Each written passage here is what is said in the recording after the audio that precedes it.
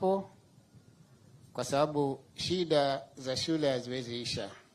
Nitakomea hapo na nirudishe kipaza sauti kwa MC. Shukrani, Your Excellency.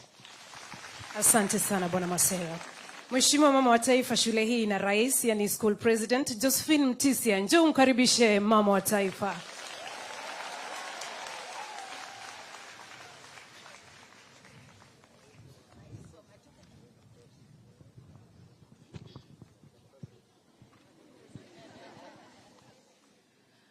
The First Lady of the Republic of Kenya, Ms. Rachel Ruto, distinguished guests, ladies and gentlemen, teachers present, and my fellow students, good evening. My name is Justin Wayua, the president of Matuga Girls High School, and I stand in for the rest of the students. First, I'd like to appreciate the Almighty God for enabling us to reach this far, and we are very privileged to have our First Lady of Kenya, that is Ms. Rachel Ruto. We also appreciate for our guests who have availed here for this very day. We also recognize the presence of our teacher together with the students for availing here. We really honor your presence. Our First Lady, as you know, that the world of today need ICT minds. Our school happens to be offering computer study to the students. Our computer lab is also small, with only few computers. We cannot therefore use it as a school. If you can be equipped with more equipment to use in the computer lab, we will be very much far over assisting our fellow students also acquiring the same knowledge. 2, we have a population of 1,820 students, and this makes congestion in the dormitory areas. Hence, we can't be able to access most all of us. So we are requesting if you could assist us get more dormitories to access those students who are outside and are willing to join Matuga Girls, so we can implement students of Matuga Girls.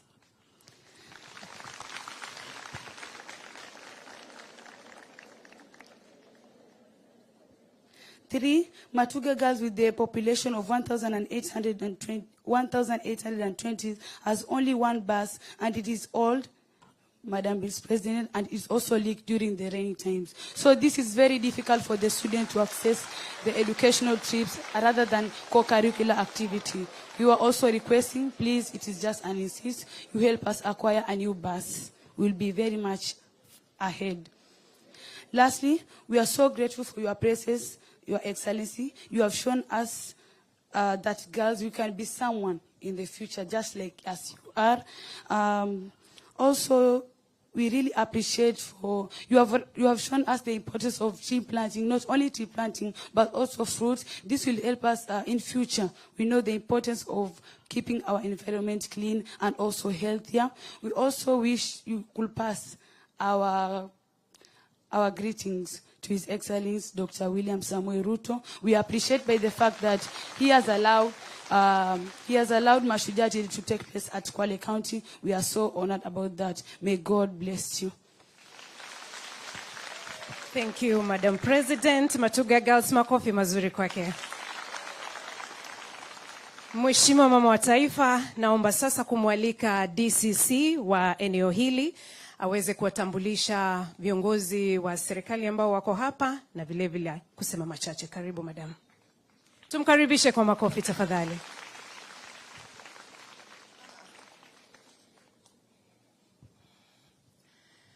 Her Excellency Madam Rachel Ruto, mama wetu wa taifa, mawaziri ambao wako hapa siku ya leo, makatibu, gavana wetu na mawaziri wa kaunti ya Kwale, MP, itifaki zote zingizingatiwa, mabibi na mabwana, hamjambo.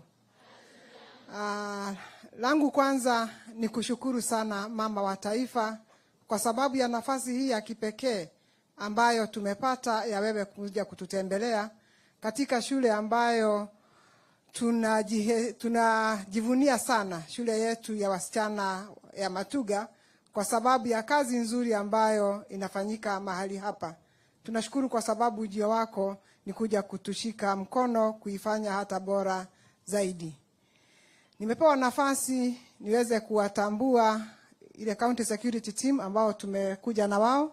Naomba county security team na wale HODs ambao wako hapa. Tulikuwa na county director of education na wale maofisa wengine wa serikali ambao mko. Tafadhali mahali mpo, ningependa mje tuweze kuwatambua tu kwa kuweza kuonekana.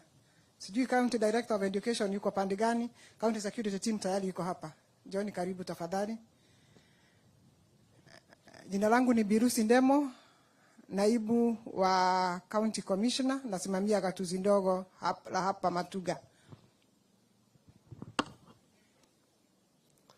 Your Excellency, all protocol observed. I'm Ali Nuno, the County Police Commander Kwale. Thank you. Your Excellency, I'm Juliana Mudhini, the County DCI Officer. Karibu sana. Ningependa niache hao wengine, najua watapata nafasi zao kwa sababu tuko na mheshimiwa wetu na wale wengine kina mama county, nafikiri watatambuliwa katika nafasi hizo zingine ambazo zinaendelea. County Commissioner tulikuwa na yeye hapa, lakini kwa sababu ya wingi wa shughuli, kwa sababu ya mambo ya kesho, ameweza kuondoka na kuniachia usukani. Asante sana. Tuendelee kujivunia kuwa na nyinyi hapa, kukaa hapa Kwale. Kwa hivyo tungependa mkae na sisi zaidi ya kesho, Mama Delegation. Asante sana, Mungu akubariki. Asante sana DCC. Mheshimiwa Mama wa Taifa, kwa ruhusa yako sasa naomba nimwalike naibu msemaji wa serikali Mwanaisha Chizuga aweze kusema machache na kumkaribisha aweze kumkaribisha msemaji wa serikali. Karibu. Tumkaribishe kwa makofi Naam, shukran sana. Mama wa Taifa Bi Rachel Ruto, mstahiki wa gavana Bi Fatuma Chani, mawaziri ndugu yangu Migosi, waziri wa elimu, waziri wetu wa madini, samahani ndio tumemzoea wewe wa madini, waziri wetu wa masuala ya miradi maalum na investment ndugu yangu Salim Mvuria, mbunge wa Matuga, Mama County, ma-PS mlio hapa, msemaji wa serikali, viongozi mbalimbali wa Kwale na wanafunzi wa Matuga Girls, hamjambo. Na wale Waislamu, asalamu alaikum. Na ndugu zangu wa Kristo, imani ya Bwana iwe nanyi. Mko salama? Lakini kwanza nachukua fursa hii Mama wa Taifa kukupa shukrani. Kwa sisi wazaliwa wa Kwale, tumelelewa Matuga hapa. Hii iko Matuga Constituency. Kwa hivyo hawa wote unaona hapa, gavana Bi Masito, isipokuwa yule majority leader kutoka Msambweni, lakini wote wanafanya kazi Matuga Constituency. Majority leader ofisi yako iko hapa. Sisi ni heshima kubwa na hadhi umetupa, umetuenua sura, umetupa nguvu ya kwamba wanawake wanaweza. Wewe ndio wa kwanza, Mama wa Taifa wa kwanza kuwahi kukinyaga hapa. Mpigieni makofi jamani. Kwa hivyo hawa wasichana wote hapa, huu ni mwamko mpya kwao leo. Maana wamekuwa kikuona katika vyombo vya habari, wakikusikia kwa mbali, lakini hatimaye umefika hapa. Na hilo tunakushukuru. Najua shughuli ni nyingi, mipango ni mingi, lakini umeland leo kutoka Nairobi na akasema stage yake ya kwanza ni wapi? Inaitwa History Made. Sameka historia. Kwa hivyo class of 2023-24 history, mtihani unaanza lini? Kwa hivyo atarajie nini baada ya kuweka historia hapa? Atarajie nini baada ya kuweka historia hapa? 9.45. Is that a promise? Mikono iko wapi ya promise kwa First Lady? Unaona sasa ndio raha sasa kutembelewa na Mama wa Taifa na mstahiki gavana. Dada zangu wengine pia na watoto wangu, naomba Mama Taifa niruhusu niwazungumzie mawili tu. Wajua mimi nimezaliwa hapa. Nani wanajua Ziwani? Ziwani Primary unaijua pale ilipo Mimi nilitoka pale. Miaka hiyo nyinyi mko na mabati. Mimi nilisoma katika makuti na udongo. Nyinyi mko na viti. Mimi nilikaa chini kwenye mchanga. Mko na vitabu na daftari, mimi niliandika chini kwenye mchanga na kitabu nikakata katikati. Lakini leo nimesimama wapi? Biachani mnamuona pale. Atapata fursa yake aje awaambie habari yake. Yeye ni gavana wa kwanza mwanamke Muislamu kutoka Kwale, pwani nzima. Mpeni makofi. Pale mlipoketi nyinyi, leo mmeka nyinyi. Hawa kina dada wote hapa tulikuwa kama nyinyi, with less resources, but the only thing we had with us was a dream to be better, a dream to excel, a dream to believe, a dream to deliver and believe in God, isn't it? A dream to fly. It does not matter pale ulipotoka. What it matters is where you are supposed to be. Mtu aliniona ziwani miaka hiyo angeamini nitakuwa mtangazaji maarufu wa runinga ama wa redio. Mtu aliniona ziwani miaka hiyo angeamini kwamba Mama Chani atakuja nishika mkono niwanie kiti cha ubunge. Mbunge wa Matuga yule pale. Tulipelekana. Lakini aliniambia Mama Chani utakwenda. Either una miguu utakwenda, huna miguu utakwenda. Wanasema kumpiga teke chura na kufanyaje? Asa Chani akanisongeza mbele. Mama Rachel naye mama wa taifa akasikia fununu kama kuna msichana Kwale amepigwa teke kusongezwa. Akasema Mwanaisha Achana ameleta. Akashika mpira. Mwanaisha kuja hapa. Akamwambia rais, wajua mama ni mama kisha. Kuna kasichana ketu pale, Achani asikue peke yake, Masicho asikue peke yake, Umvuri asikue peke yake, majority leader Bianifa asikue peke yake, mshike huyu. Naye rais akaitikia nini? Na sasa naibu msemaji wa serikali ya Kenya ametoka wapi? Na sio Kwale, ametoka wapi? Matuga. What does that mean? You can be better. You can be anything. Waswahili wanasema ndio sasa mkoko unafanya nini? Lakini leo sio siku yangu. Ni siku ya mama taifa na gavana wetu. Watakuja kuwazungumzia. Lakini shule zinafungwa. Najua kuna vipoda na vilipstiki mahali. Kuna mambo ya WhatsApp, Instagram, TikTok, Facebook, habari zote ninazo. Mmesema mko wanafunzi wangapi? Kwa hivyo huyu principal shule zitakapofunguliwa atarajie nini?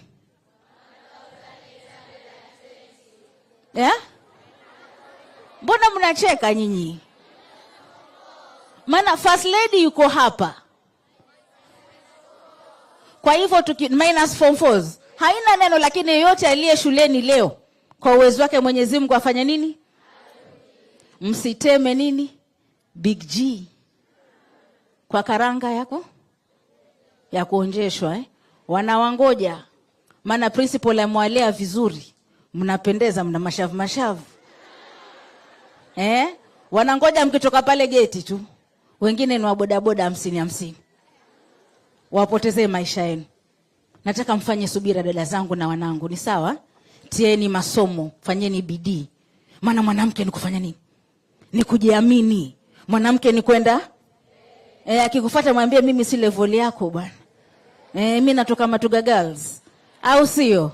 Jamani kwa makofi nipeni fursa.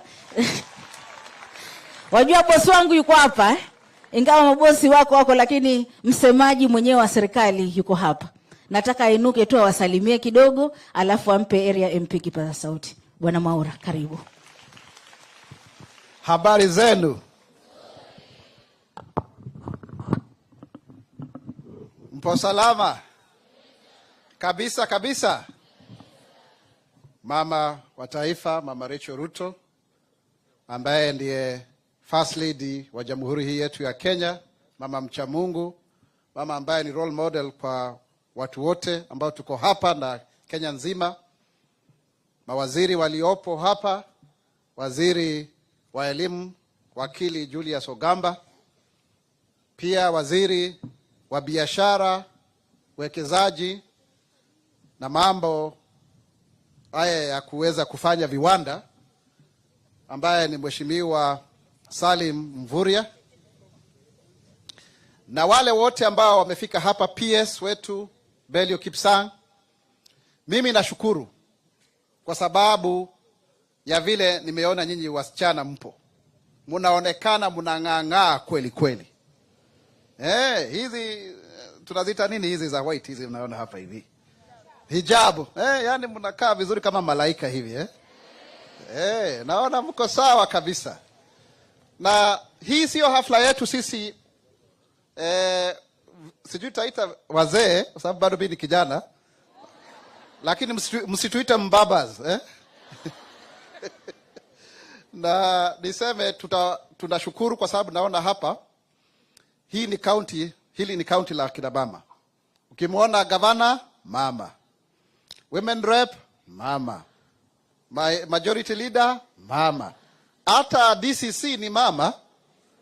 Yani hapa mnaonyesha kwamba msichana ama mtoto wa kike amepatiwa kipaumbele. Kwa hivyo kongole, hongereni kwa yale ambayo yote mnayofanya.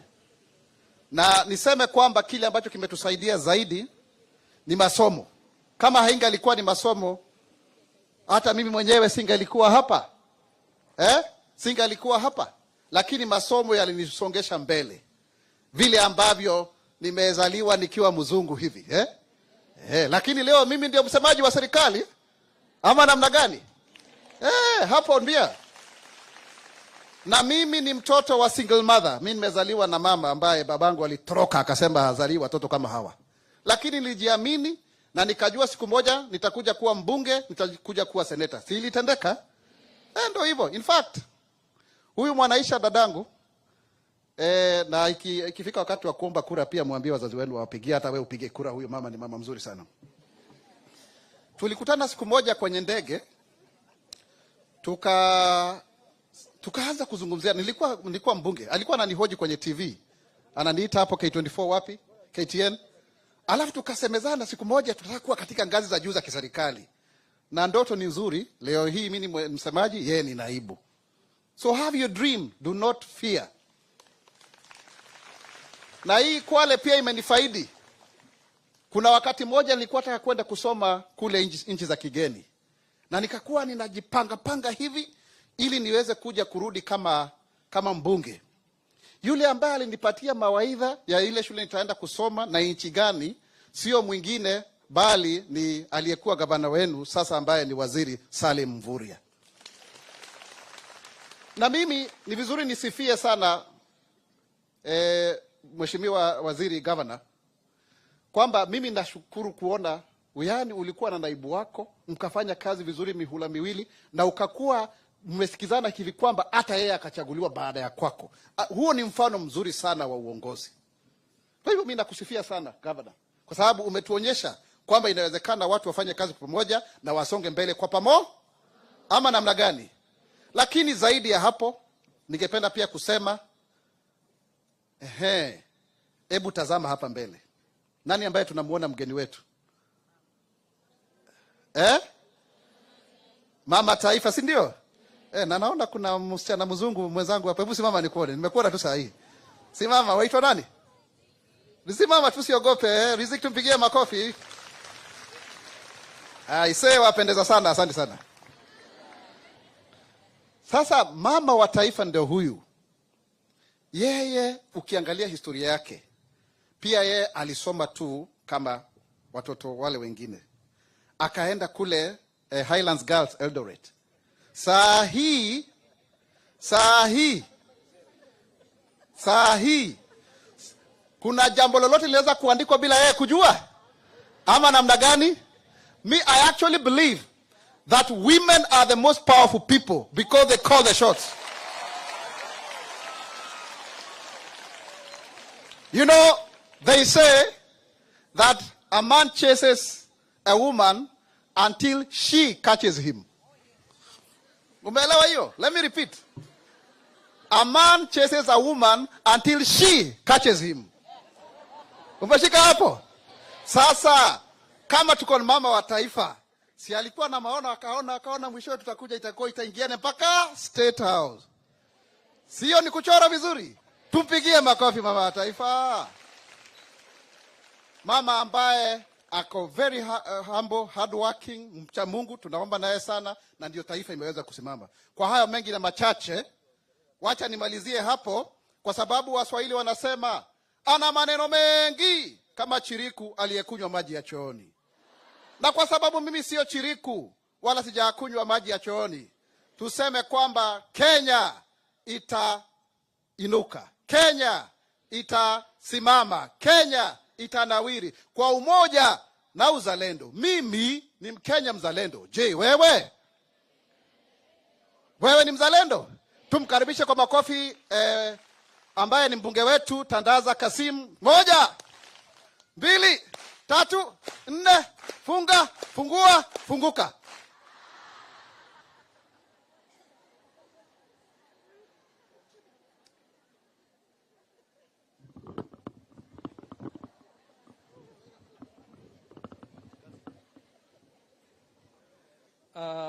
Your Excellency, as we've seen, the microphone had to be brought down, so I need to be very brief, as the microphone is showing. Your Excellency, Rachel Ruto, karibu sana. Mimi hapa ni nyumbani. This is one of my exemplary schools in my constituency. I happen to host the 2 national schools for Kwale County. Of course, it's our intention going forward that we'll have more national schools. But this is one of the schools that I love so much.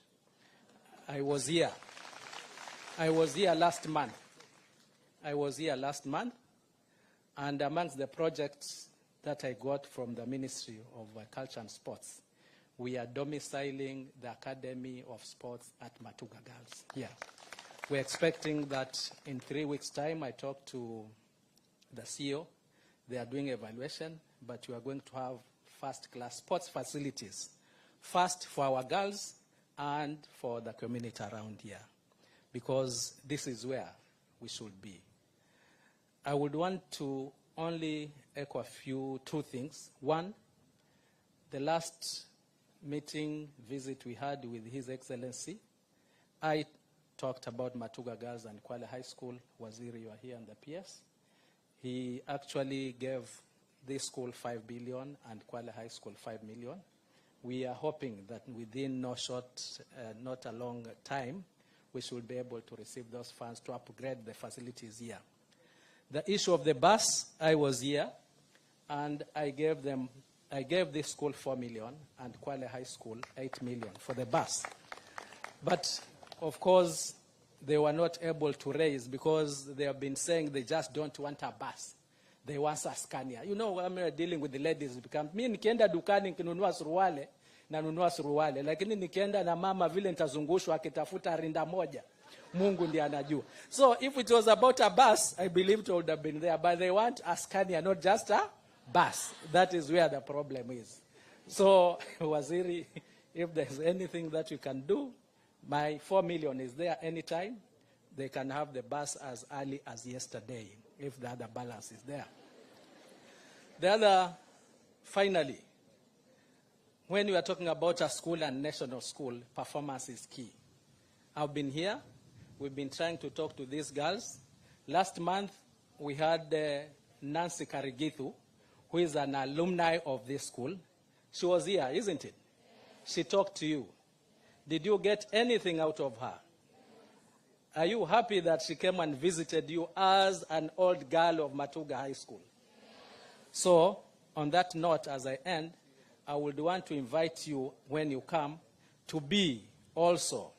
I know you never went to Matuga High School, but I would want you to adopt this school as an old girl of Matuga Girls. Mnamkaribisha?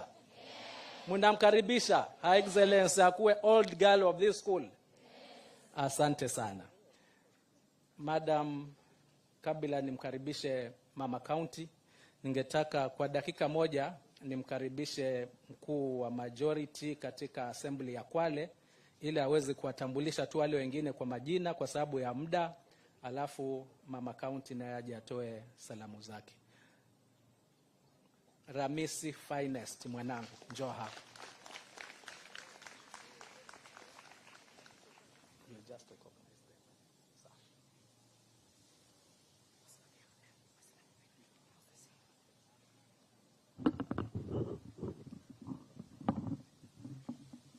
Asante sana.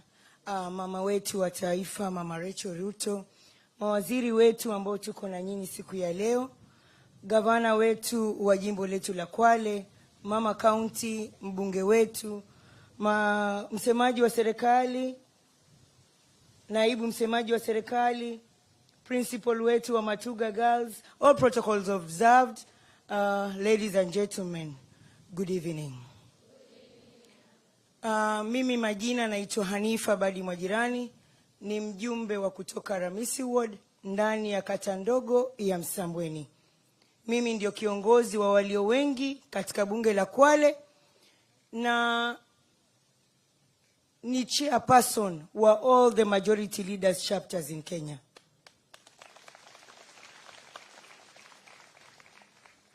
Nimepewa fursa ya kuweza kutambulisha wenzangu ambao tumeandamana nao. Ni kutaje tu kwa jina uweze kuwave ili mama wetu wa taifa aweze kukuona. Mheshimiwa Melda Nyakiti, nominated MCA by ODM Party. Mheshimiwa Fartun Musa, nominated MCA by ODM Party. Mheshimiwa Josephine Kinyanjui, nominated MCA by PA Party. Mheshimiwa Hadija Ngala, nominated MCA by ODM Party. Mheshimiwa Rachel Mutisia, nominated MCA by UDM Party. Mheshimiwa Elizabeth Rua, nominated MCA by UDA Party. Nitoe tu shukrani zangu za dhati.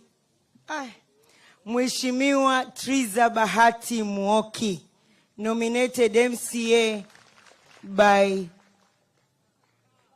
PA Party. Mheshimiwa Judy Kengo, that is our last born. Mheshimiwa Judy Kengo, nominated MCA by UDA Party. Mama wetu wa taifa, niseme tu machache ya kwamba tunakukaribisha Kwale na tunashukuru ujio wako ndani ya Matuga sub-county kwa sababu imetuheshimisha. Sio watoto wetu wa kike bali sisi kama viongozi wa kike. Na kama unavyoona, si ati tumedominate wakina mama wa Kwale, lakini zile fursa ndogo ambazo tumezipatia kama kina mama wa Kwale tumeweza kuzifanyia kazi.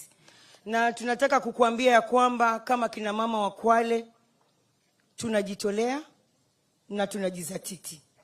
Sio kimasomo, sio upambanaji. Tukiwa chini ya mstahiki gavana mama wetu Fatuma Achani. Kwa hivyo sitaki kuzungumza mengi, ila tunakushukuru ujio wako hapa na tunaomba isiwe mwisho, kwa sababu wewe ndio sura yetu ya Kenya yetu kama mama yetu. Tunakukaribisha tena na karibu tena, na tukuombe tu uzidi kumshika mama yetu gavana mkono, kwa sababu yeye ndio kioo chetu hapa ndani ya Kwale na wewe ukiwa kioo chetu ndani ya Kenya nzima. Kwa hayo machache mimi nasema asante sana na Mwenyezi Mungu atubariki. Nichukue fursa hii kwa heshima na taadhima niweze kumkaribisha mama county, Mama Fatuma Masito. Wapi kelele ya Mama Fatuma Masito wewe?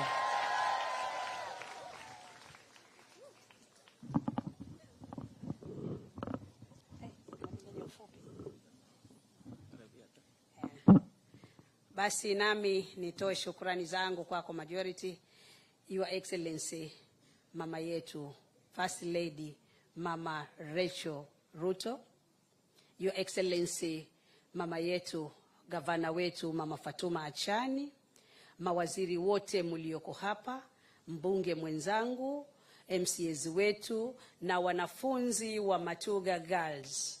Assalamu alaikum. Na wale ndugu zetu wa Kristo, Bwana Yesu asifiwe. Amen. Basi mimi, Your Excellency, I'm humbled to stand before you here today. Your Excellency, I don't take it for granted. I humbly appreciate you coming here to Kwale County at large. Pia niseme kongole kwa wanafunzi wetu kwa performance zenu mnavyofanya katika shule. Mimi kama mama county wa Kwale nafurahi sana. I'm proud of you, Your Excellency. Nimesahau kusema jina langu. Mimi ninaitwa Fatuma Masito na mimi ndio women rep wa Kwale County. Na mimi ni msichana, nimezaliwa hii sehemu, Your Excellency. Nimezaliwa Matuga na nimezaliwa hapa kunaitwa ndio mahali nimezaliwa. So I'm proud of these girls, Your Excellency. Your Excellency, I have a similar program ambayo ninatembea mashule kuzungumza na wasichana wetu. Na mimi huwa ninawaambia umuhimu wa masomo. I can say, alhamdulillah, I'm among the successful women in Kwale County and Kenya at large. Na hii yote ni kwa sababu wasichana wetu, sisi wenzenu, tulitilia maanani masomo. Najua Matuga Girls is a national school. You are committed, but you need to be more committed. Nyinyi najua ndio mnaongoza katika Kwale County na Kenya at large. Nataka pia muige sisi viongozi wenu. Normally I tell the girls, siku ile ulikuwa unaingia hapa shule, you just came alone. Is it so? You just came alone with your parents. But you came to meet other girls here at school. Na mukatengeneza urafiki. Si ndio?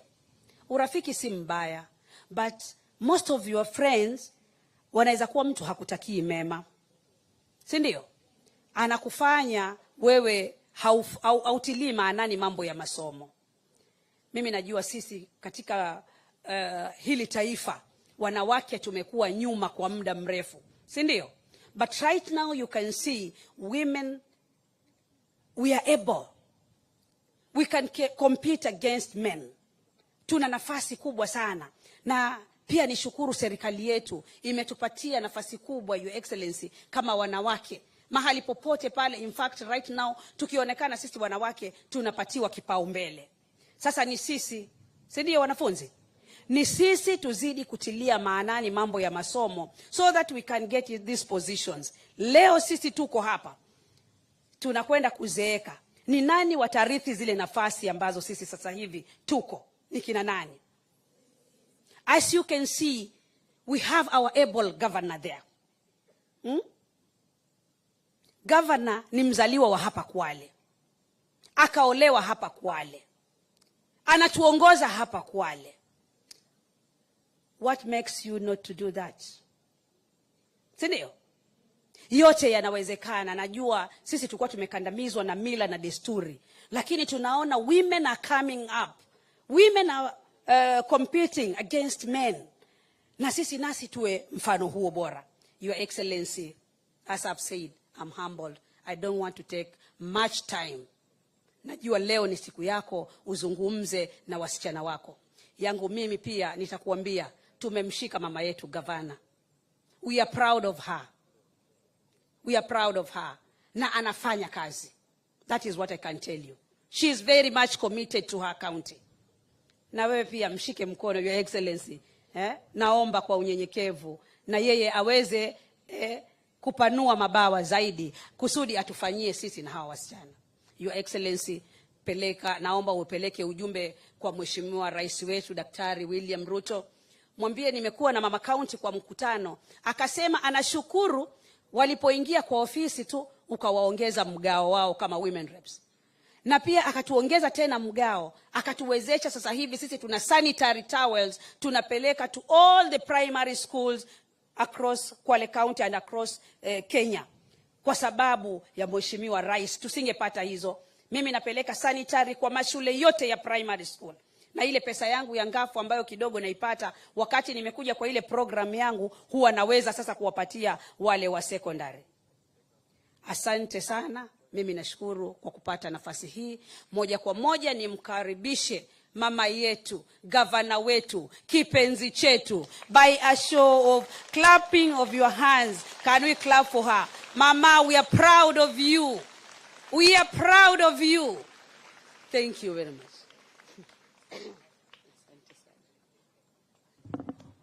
Shukran sana Mama County, Your Excellency, Mama wa Taifa Bi Rachel Ruto, mawaziri ambao umeandamana na wao akiwemo waziri wa elimu, waziri wa biashara, Mama County, PS, mbunge, waheshimiwa wote, viongozi wote, wanafunzi. Assalamu alaikum. Bwana asifiwe. Your Excellency, siku hii ya leo ni yako. Mimi sitokuwa mzungumzaji mrefu. Hao wanafunzi nimekuwa na wao si kitambo uwanja huu. Ndivyo ama sivyo? Tukisherekea matokeo mazuri. Na leo nimesikia mkipromise tunaenda kupata ngapi? 9.45. Amen. Hapo ndio tunatarajia. Kwa hivyo Mheshimiwa Mama Taifa, mimi kwanza ni kukushukuru kwa ujio wako. Hawa wasichana wamejionea kwa macho vile ambavyo rais wetu wa Jamhuri ya Kenya anachungwa na mama wa imani. Inataka mtu ambaye ako committed kuchukua hatua ya kutoka anakotoka aje mpaka Matuga.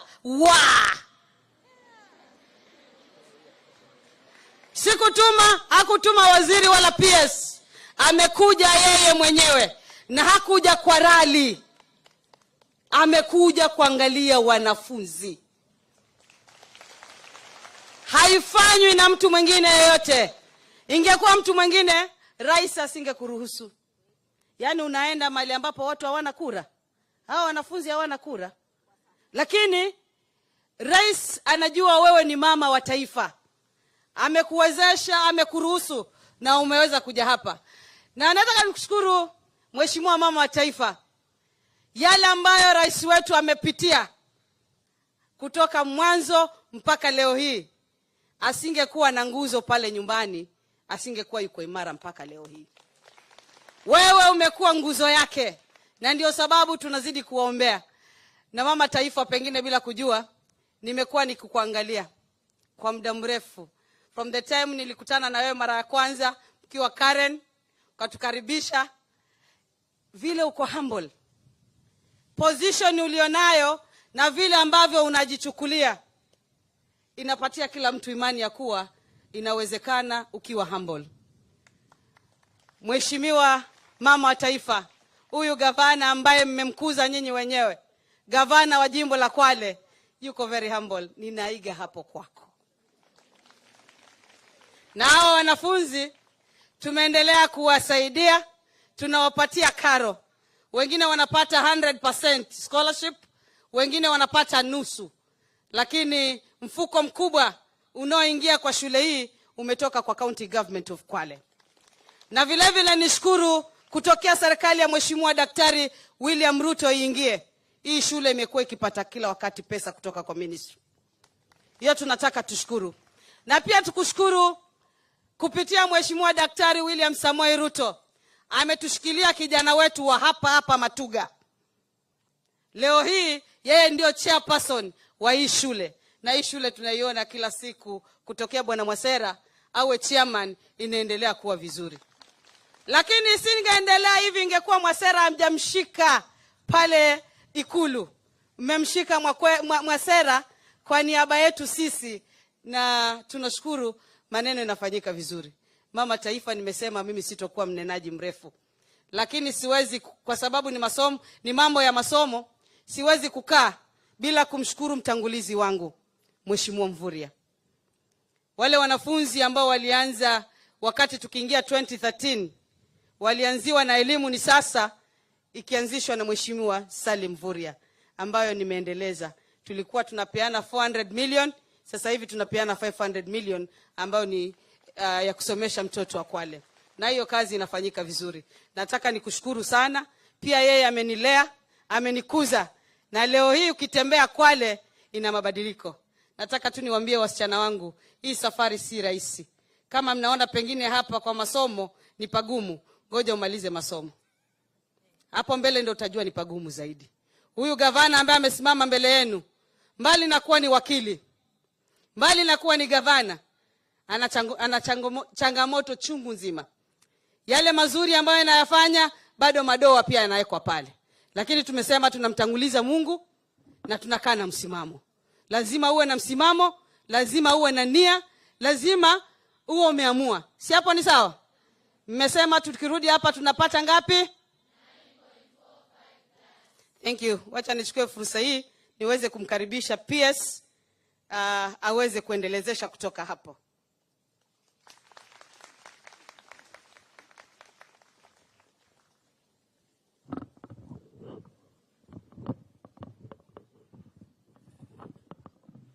Asante sana, Governor, Your Excellency, the First Lady of the Republic, the Cabinet Secretary for Education, Cabinet Secretary Trade and Investment,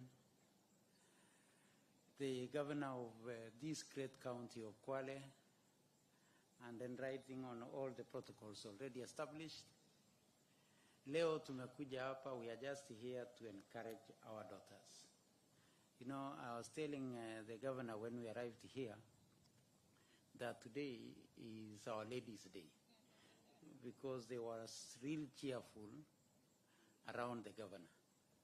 Na nimeambiwa Waziri Mburia, and he has accepted that we are very patient today. Because this is the day that we have waited for a long time. It's not every other day when you have the First Lady of the Republic in one school. You know, we have almost 50,000 schools. So it's an honor that we have you here today, Your Excellency. Let me take this opportunity to invite the CS for Trade to make some comments. Thereafter, invite his colleague for Education and proceed from there. Thank you very much.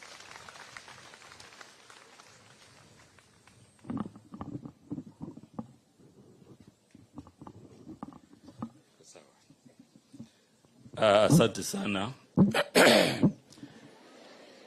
Your Excellency, First Lady of the Republic of Kenya, Mheshimiwa Rachel Ruto, Mustahiki Governor wa jimbo hili, Mheshimiwa Fatma Achani, Waziri mwenzangu wa mambo ya elimu, Mheshimiwa Julius Migos, mbunge wa Matuga, pamoja na Mheshimiwa mbunge wa county, viongozi wa tabaka mbalimbali, waheshimiwa MCAs, walimu, Daktari Mwasera ambaye ndiye mwenyekiti wa bodi hii, na wanafunzi, asalamu alaikum. Bwana Yesu asifiwe. Hamjambo tena. Mimi Mheshimiwa First Lady nataka kuchukua nafasi fupi kwa sababu ya muda. Kwanza nichukue nafasi hii niweze kukushukuru kwa sababu umetengeneza historia hapa siku ya leo.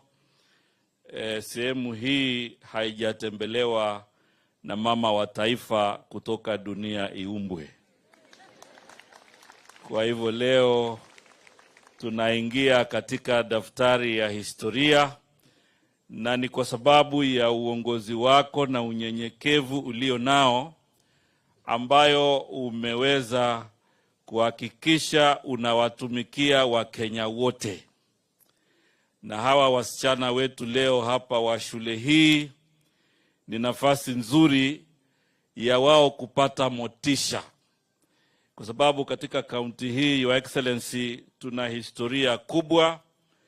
Elimu ya wasichana ilikuwa na matatizo. Tulikuwa na sana maneno ya ndoa za mapema. Na nina furaha kubwa nikisimama hapa siku ya leo katika kitaifa, zile takwimu za wasichana walio shule ama wanafunzi ambao wako shule, we have more female students than the male students in this county. Na ni kwa sababu ya mambo mengi ambayo serikali imeweza kufanya, na kupitia Mheshimiwa Rais wetu William Ruto, hizi shule zetu mbili za kitaifa zimeendelea kupata mgao mkubwa ambao ni wa ujenzi, na hakika tukienda mbele zitaweza kusaidika pakubwa. Mimi ni waziri wa uwekezaji, biashara na viwanda, investment, trade and industry. Na kazi yetu kubwa katika wizara ambayo kwa ufupi tunaita MITI ni kuhakikisha tunatafuta wawekezaji wawekeze katika Jamhuri ya Kenya. Jambo lingine, tuhakikishe biashara za ndani na za nje zimeweza kuimarika, na pia mambo ya industrialization and manufacturing. Mheshimiwa Your Excellency, nimetanguliza kuifahamisha hii wizara kikamilifu kwa maana, kwa sababu wakati ambao tunaongea na investors na tunaangalia mambo ya manufacturing, tunaona mambo ya technology and innovation inazidi kubadilika kila uchao.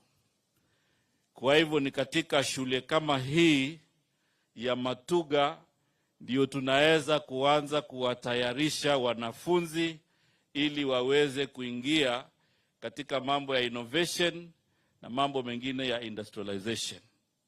Na mimi nimefurahi sana kwa sababu shule hii imekuwa ikiendelea vizuri kwa mambo ya matokeo. Na kwa sababu leo si siku yangu, wakati gavana atarudi tena na mimi nitajipanga, tuje tuongee na kuzawadia hayo mambo yenu mazuri ya matokeo. Na nasema hivi kwa sababu shule hii na ile ya Kwale High ndiyo kielelezo. Lakini na nyinyi wanafunzi, siku ya leo mna fursa nzuri. Manake wakati mwingine principal wenu na walimu wamekuwa wakiwaeleza mambo. Lakini leo mna fursa nzuri ya kujionea role models ambao wako hapa mbele yenu. Ukiangalia kitaifa, tuko na first lady na ni role model. Nyinyi pia mnaweza kupanda daraja ya kitaifa. Tuko na governor, na nimeona ni kama mpango umepangwa vizuri, kwa sababu hata wa DCI pia ni mama ambaye anaangalia maneno yetu ya usalama. Na imefanyika hivyo ili muone kwamba mkiwa wanafunzi wasichana unaweza kufanya kazi yoyote ile ambayo inawezekana kulingana na kipawa chako. Kwa hivyo tunaona hapa DCC maneno ya administration, tunaona DCI mambo ya security. So this is an opportunity for you, and I know it is a great inspiration. That inspiration should be able to guide you for now and in the future. Kwa hivyo nisiongeze sana mambo mengi. Nataka tu uniruhusu Your Excellency nitambue ofisazi wetu wawili wa State House, Madam Joyce Hiribai na Ann Mwende. Sijui kama wako hapa, wanaweza tu kuwave kwa sababu ni alumni wa hii Matuga Girls High School. Muwevu vizuri, inaonekana hao ni alumni walisomea shule hii. Saa hii ni protocol officers kule State House. Kwa hivyo tunaendelea vizuri na nafikiri mnajionea kwa macho, si ni kweli? Haya, nafikiri pia kuna kazi kidogo nimepatiwa na Daktari Mwasera. Kidogo alikuwa amesahau kitu. Board members wa shule hii BOM, msimame mahali popote mlipo please, mnaweza kuwave. Haya, kwa hivyo mimi kwa hayo mengi nataka tu Your Excellency ni kuhakikishie hawa viongozi wa Kwale umewaona, na wananchi wa Kwale, sisi tunaunga mkono serikali, tunaunga mkono rais wetu, hata anavyoendelea kuunganisha nchi, sisi tunaendelea kumuunga mkono. Kwa hayo machache, Mwenyezi Mungu awabariki. Asanteni sana, na ni nafasi yangu nimwalike mwenzangu waziri wa elimu ili aweze kuzungumza na nyinyi. Asante sana.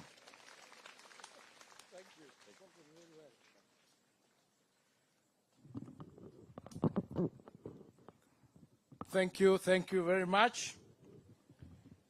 Good evening.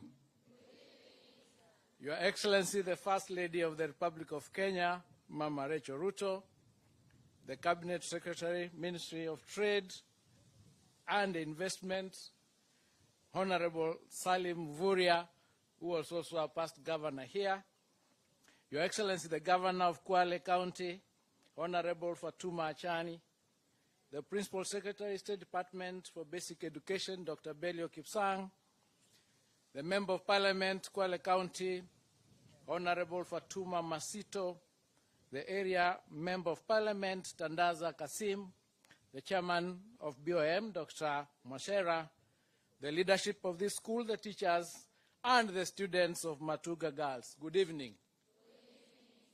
Today, I am a very happy person to be here to join Your Excellency in this program that you are undertaking. Your Excellency, the program that you are undertaking majorly partners with schools.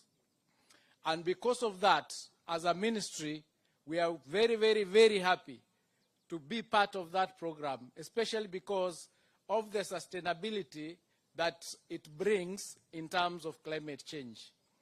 Your Excellency, I want to thank you so very much, because last time when we had a disaster in Indarasha, your team actually came and supported us, and we are so, so grateful as a ministry. Your Excellency, the education sector has a number of challenges, as you've heard from these students and from the leadership of this school. Because of those challenges, it is the duty of the ministry to work day and night to come up with solutions so that we ensure that these students are able to study and achieve their goals without worrying about the infrastructure that they are lacking. It is not for the students to worry about where they are going to eat. It is not for the students to worry about the bus. It is not for the students to worry about the laboratories. It is for us as a ministry and as a country and as the leadership of this country to ensure that, because the Constitution requires us under Article 129 to ensure that we are working for the public, we ensure that whatever resources that we have, we apply it for the purpose for which it is required. So I'm going to speak here today and say, as a government, we are going to work day and night to come up with programs to ensure that you do not have to worry about things that we are supposed to do. You are supposed to worry only about your academic excellence. And I'm encouraged that you've promised High Excellency here today that you are looking at 9.45. And that is very, very high and very, very encouraging.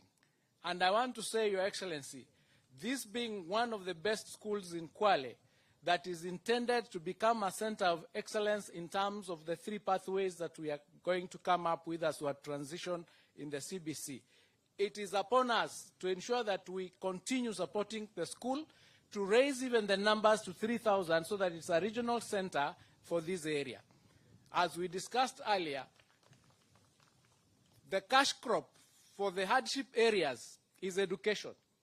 Education is the only cash crop that these ladies have to use so that they can be where everybody here is. The equalizer, the reason why you see these ladies here is because of education.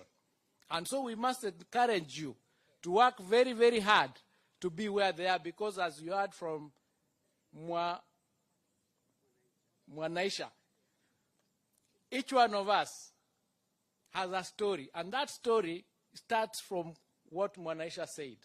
But the end is more important than the start. And we normally say, at the end of the day, you are a sum total of the decisions that you make. So if you decide here today that you will be where all these serious ladies are in the next future years, you will be there. Nothing will stop you. So I want to encourage you, I want to assure you that we'll do everything possible not to kill your dreams. We want your dreams to come true. And so, and before I forget, let me thank the former governor and the current governor for raising the bursary from 400 million to 500 million in support of these children. I think that is the kind of leadership that we are looking for, so that together as a country, we are able to bring the resources that we have together in order for our children to have the best education that they can have. So with those short remarks, because today is not our day, let me take this opportunity to welcome you, Your Excellency, to address this gathering. Please be standing.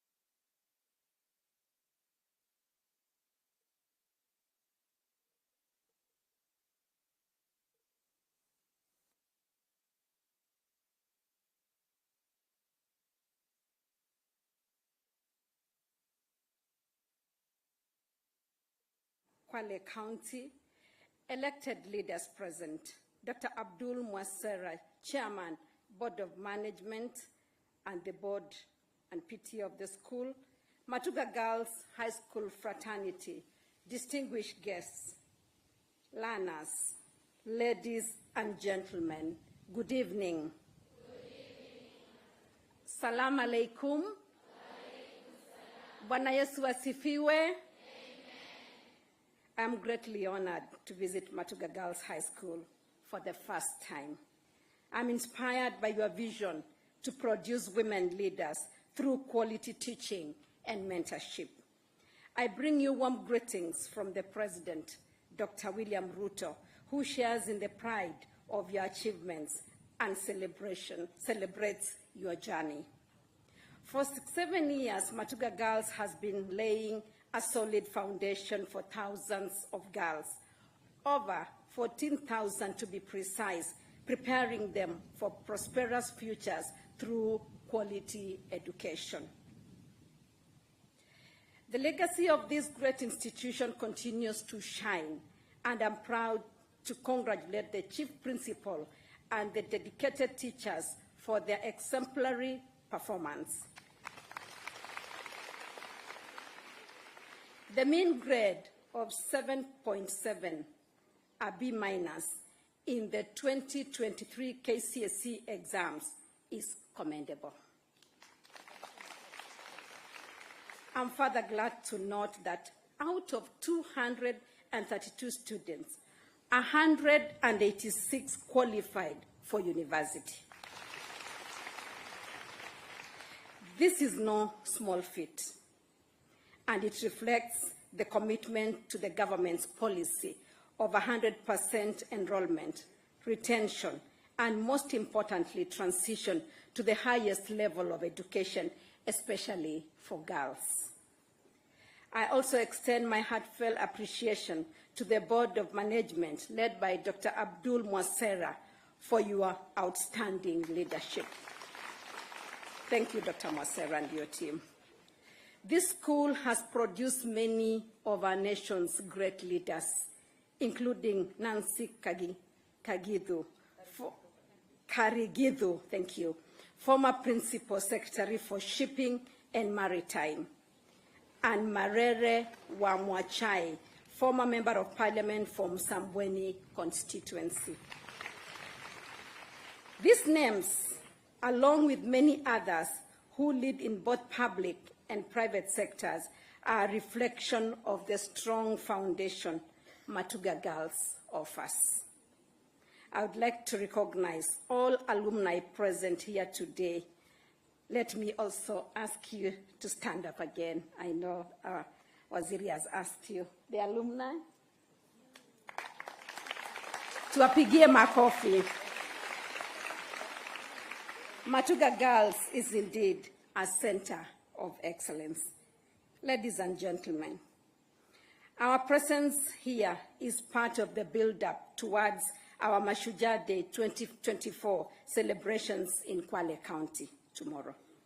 We are here to encourage our students and confirm our commitment towards ensuring every child in Kenya has access to quality education.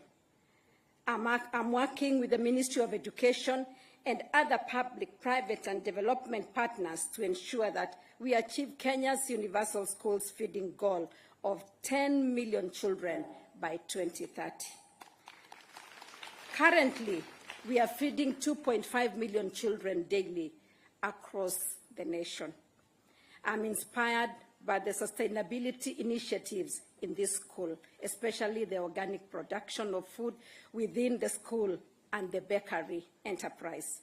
This is an exceptional example of how education can be combined with real-life skills. The remaining gap requires us to adopt sustainable school feeding that encourages the production of food on school grounds, as we have seen during the brief tour today.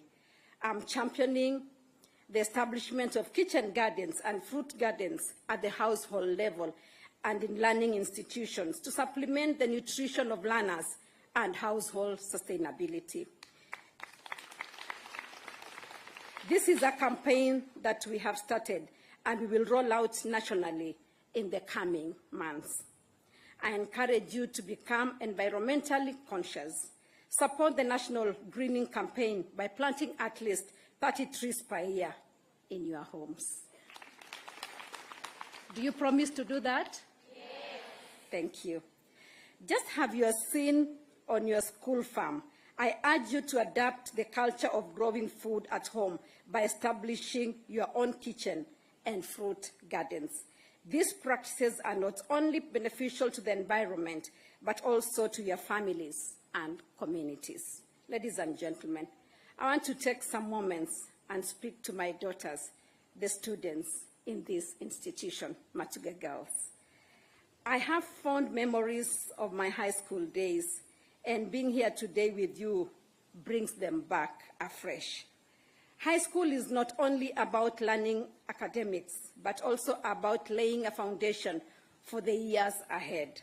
The soft skills and values you learn here will guide you for the rest of your lives. The value of hard work in high school goes beyond passing exams. It builds a culture of perseverance, discipline, and dedication, which you will need in all aspects of life. Embrace the opportunities you have to learn and grow, and be sure to focus on developing not just your intellect, but also your character. I urge you all to commit to pursuing higher education, whether through university or TVETs, immediately after completing high school.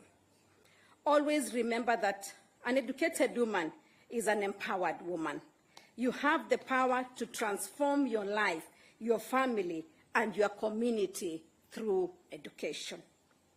I encourage you to pursue excellence. The Bible reminds us in Proverbs 22, verses 29, and I quote, "Do you see someone skilled in their work? They will serve before kings. They will not serve before officials of low rank. Strive to be skilled and excellent in all you do, and you will go far in life."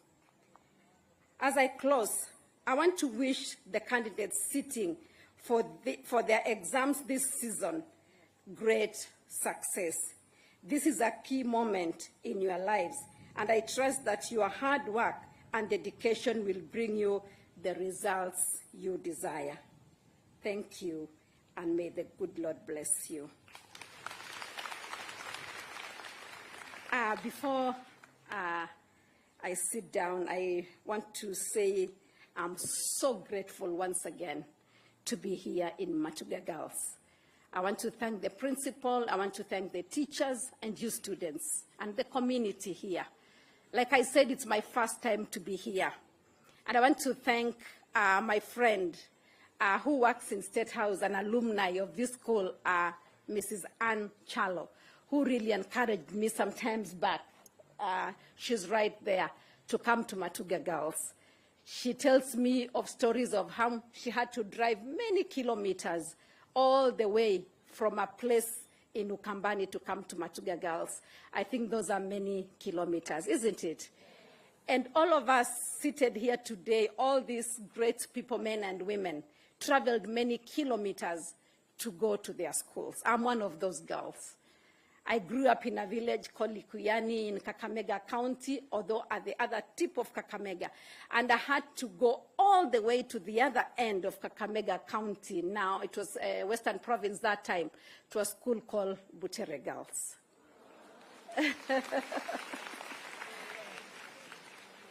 And I was very determined when I went to that school, because it reminded me of the many kilometers that I had to go, sometimes changing many vehicles.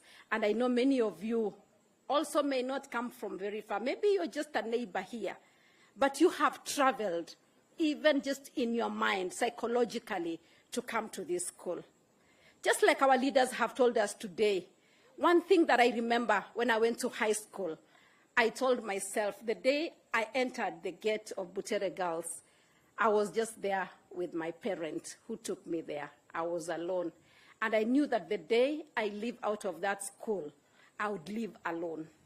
And so I was very determined, and I decided that I would not embarrass my community that had taken me there, and especially my parents. And I told myself that I would do whatever it takes for me to get the grades that were required to take me to the next level. And I want to encourage you girls today. As you see the leaders seated here today, they have made it somehow in life. They are a testament that coming to school can make somebody get where they want to go. I want to tell you that you will also make it. Like I have said in my speech, just make sure you are disciplined and you are on the right side of the law.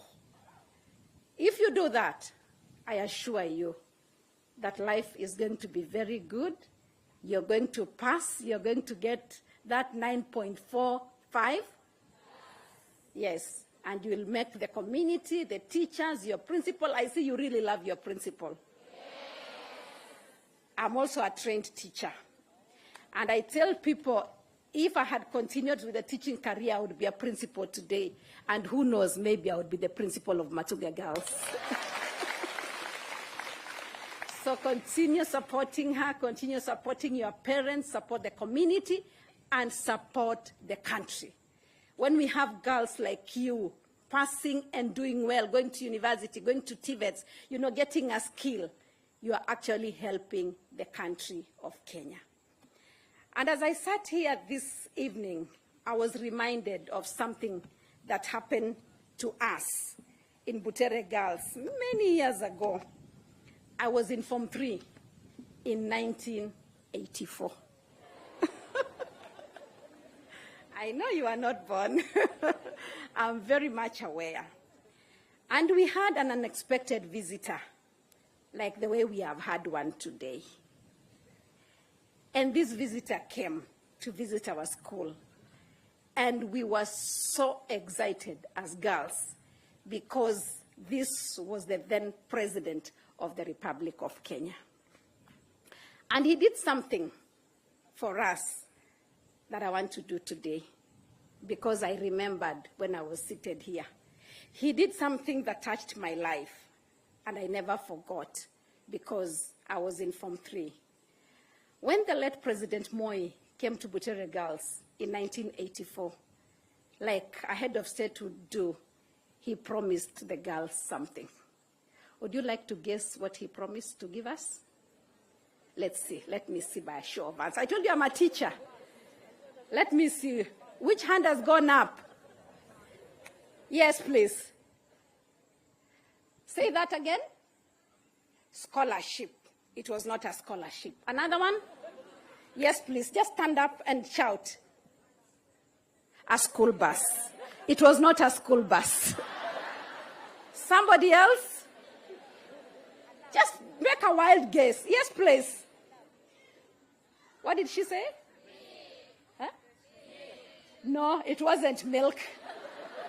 Yes, please. A special meal. It wasn't a special meal. Anybody else? Now, let me say, whoever gets it, I'm going to give them some little pocket money.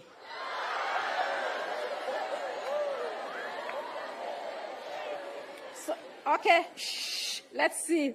Yes, my dear? Sorry? A prayer? No, it wasn't a prayer. Yes, my dear? Sanitary towels? No, they were not sanitary towels. Yes. Eh? Lab? It wasn't a lab. So munipatia mji. Munipatia mji. Si mumeshindwa? Mnataka kujaribu tena? Aya, hebu niambie. Hebu simama utuambie. Siski. What did she say? A what? A coat. As in a coat like this one of mine. What is? Goat. Oh, a goat. Yani mbuzi. Kondoo. Hivyo ndio unasema?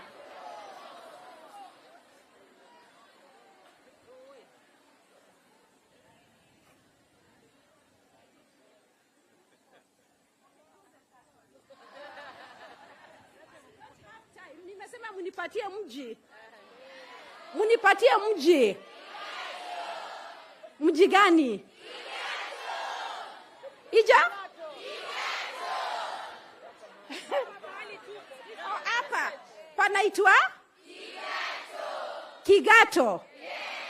Basi nilienda Kigato na watu wa Kigato wakaniambia jibu ni alituahidi kwamba atanunulia kila mwanafunzi viatu.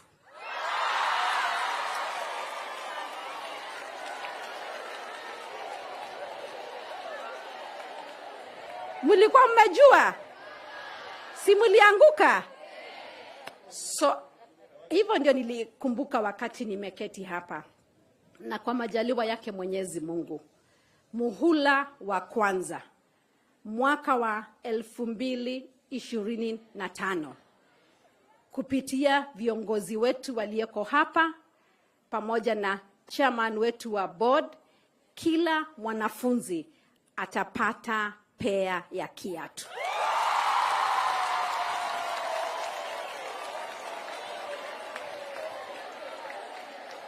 Ni sawa sawa? Haya, jambo la pili. Mnajua mama akitembea hatembei bure, si ni kweli? Kwa hivyo ningependa kuachia mwalimu mkuu kitu ambaye mnaweza kununua chakula kidogo. Pengine kabla hamjafunga shule, mnaweza kukula chapati ama kila kitu ambayo mtachagua nyinyi wenyewe, si ni kweli? Haya, kwa hivyo ningependa kuacha shilingi 200,000 kwa hiyo mambo ya chakula ya wanafunzi. Mwalimu mkuu tafadhali kuja pokea.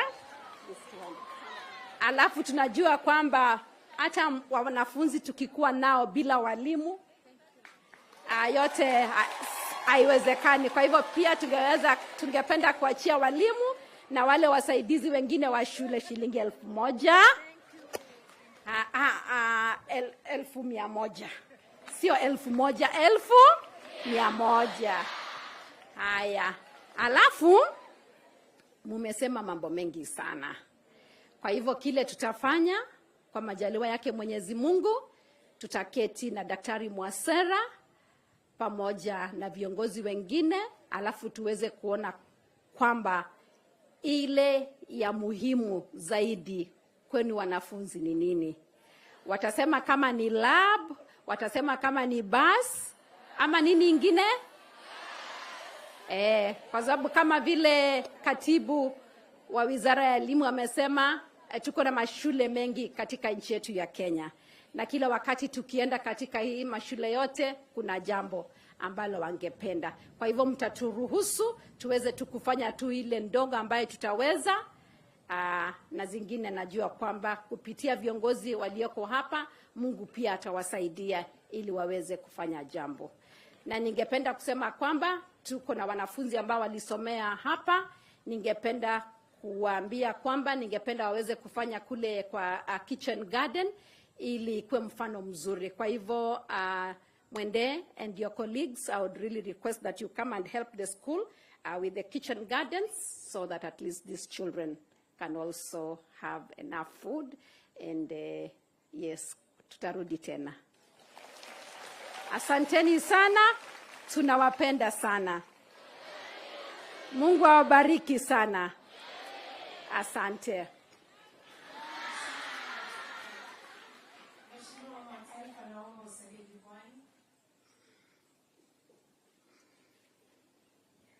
I have been asked to make a prayer for the school and for the candidates and all the other candidates in the country. Let us pray.